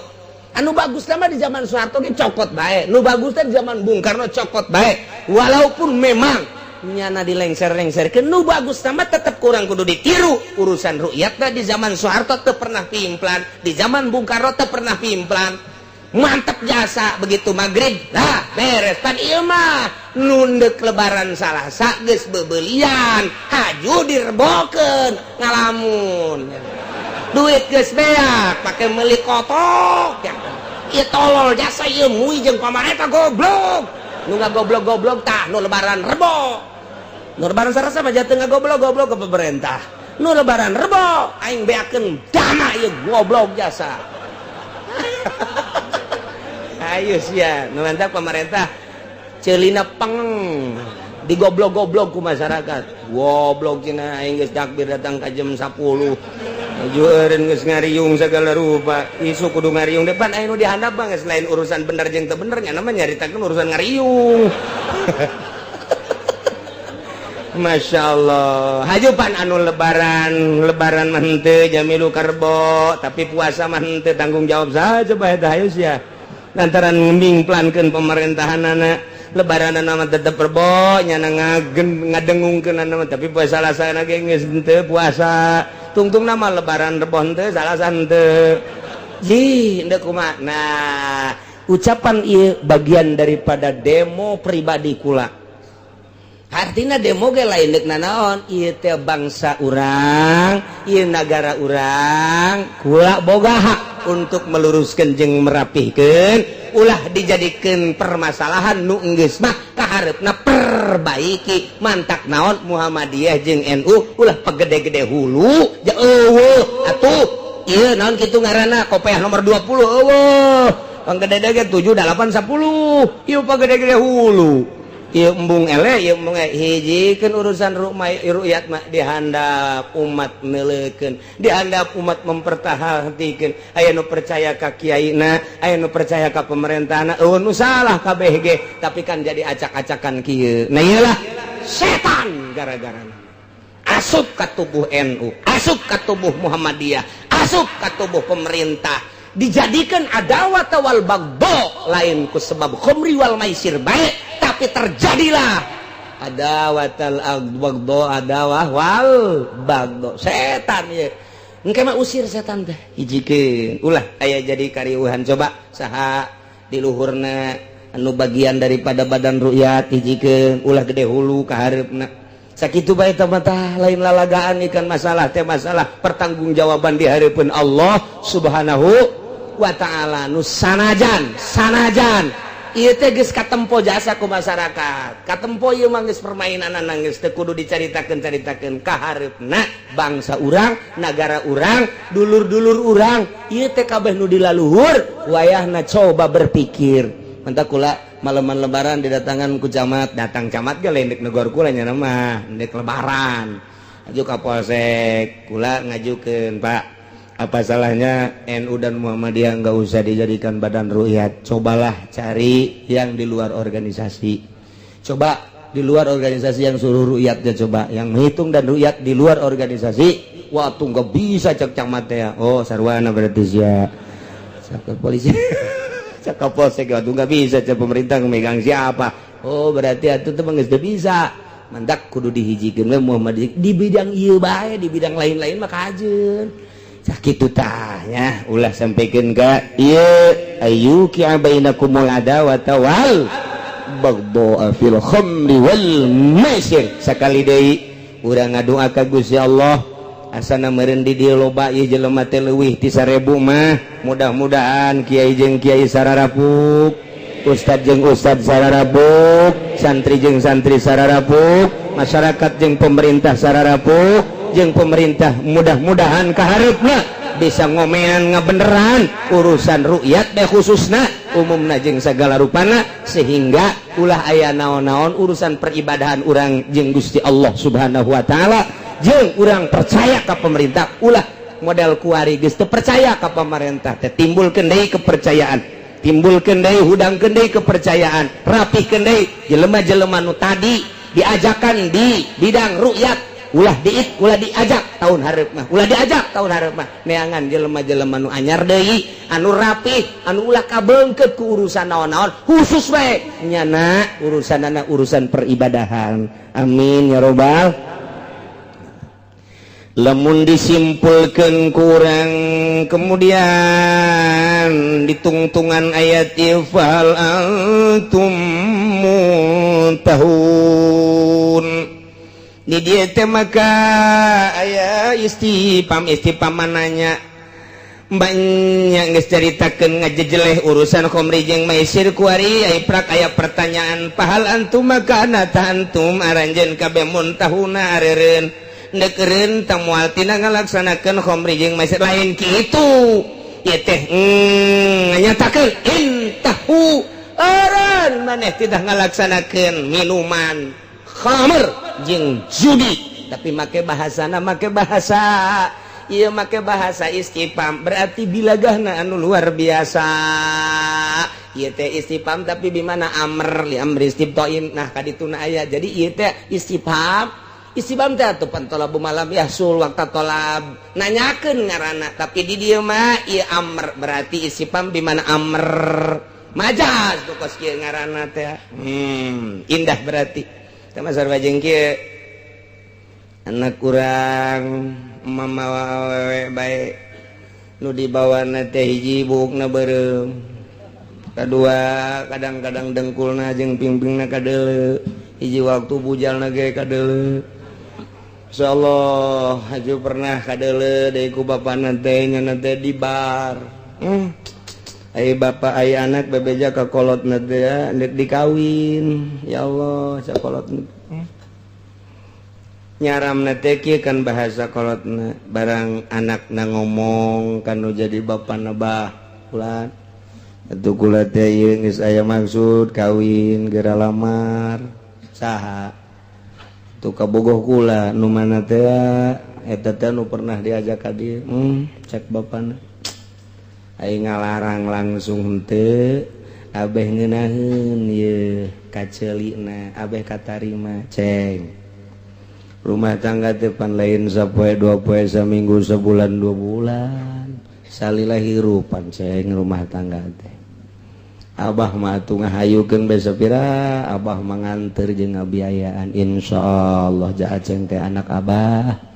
Tapi ingat ceng lain jang 1 tahun 2 tahun komo sapoe 2 poe ajupan aceng teh beureun mun kawin ka dinya boga turunan ai kitu kunaon bah atuh ja abah mah neangan we hiji tah mah buukna beureum nomor kaduana tuurna ge kadeuleuan pingpingna kadeuleu pernah ku aceng dibawa ka dieu pan bujalna ge kadeuleu emang kunaon gitu atuh abah kabita bae tolol sama bapana goblok deui hongko sarwaan eta mah ya Allah ya juga teh lain ka dinya cak anakna lain kitu cak bapana abah mah atuh ja sanajan teu masantren teh osok ngaji mingguan-mingguan ge ai keur aya di ditu ka kiai anu ai paminggu atuh pan ka Cilongok atuh ayahna bae ja santri loba keneh ceng ja cak abah mah tipe-tipe awewe nu buukna beureum antingna ge rada gede aju kadeleuna menor naga beda tama bujalna kada auratna kadele pernah ku abah teh kadele nyana teh di pintu bar pernah malah mata di jati teh di nelayan teh abah liwat aju nyana asup ka jero meureun jeung abah henteu abah mah neulekeun doang jadi tadi jore-jorekan ku bapana ngan sistem ngajorekeun na model kos kitu. Tah ieu mah abah mah neuk nanya bae lain nanya eta sia atuh neuk diteruskeun bae kos kitu cah sareng bahasa ieu tah. Sareng bahasa ieu tah indah jasa tah bahasa teh. Lamun dijabarkeun ku bahasa urang mah tah Quran mah lamun teu ngaji ilmu ma'ani, ilmu bayan, ilmu bade moal bae indah ngahartikeunana. Sarua tah jeung tadi tah. Teh apa nek diteruskan baik maksud abahna mah pan ulah tetapi pan bahasana atuh terserah sih tempat nek diteruskan baik tah ieu ge kan kieu duh arak teh cek Gusti Allah hiji arak teh innamal khamru wal maisir wal ansabu wal azlamu rijsun hiji rijis cek Gusti Allah teh najis kadua min amali syaiton cek Gusti Allah nomor katiluna eta teh nimbulkeun adawah jeung bagdo nomor kaopatna jeung selanjutna wa yasudakum an dzikrillah wa anus shalah tak kitu kagorengan teh eta teh dina masalah khamri jeung maisir nu mantak cek Gusti Allah fahal antum muntahun apakah maneh teh deuk eureun apa deuk terus bae tah sarua jeung tadi tah tuh kan ai ku ngaji mah kabongkar bae kan ku ngaji mah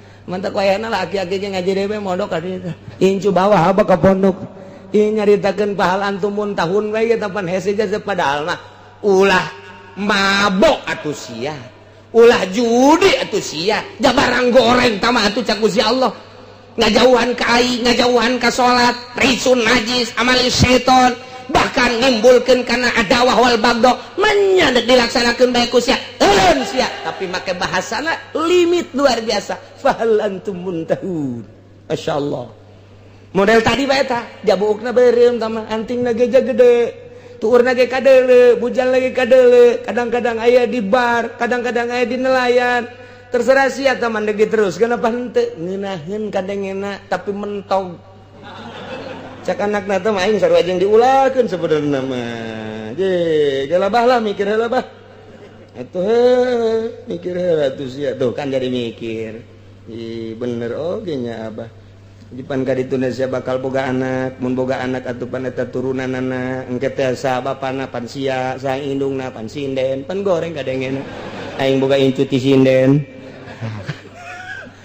oke nyabahnya tuh mah pahal antum muntahun atuh sih andek terus tuh Masya Allah Al-Quran teh lamun urang ngaji ilmu bilagah nikmatna luar biasa tak eta kos kitu bahasa teh ngeunaheun mah horeng larangan jerona mah sarua jeung mentak ditafsiran ku Imam Jalaluddin ku Imam Jalalain cek Imam Jalalain na ieu ai intahu an sia ulah mabok bae imah kuarima bagian daripada ulama eren sia ulah mabok bae jam gorenganna khamri wal maisir teh eren sia judi jam goreng sia maisir teh judi teh tina bahasa Gusti Allah fahal antum muntahun dijabarkan melalui ilmu ma'ani jadi majaz lantaran istifham bimana amr geus dijelaskeun entau eren sia mun teu eureun kumaha kadieuna bakalna aya ancamanana wa atii'ullaha wa atii'ur rasul wahdharu fa in tawallaitum fa'lamu annama 'ala rasulinal balagul mubin masih keneh aya katerusanana ieu aya teh tapi kadeleuna geus luak lieur bae padahal memang asup ke majlis geus ngahareupan tukang uduk wallahu alam bisawab.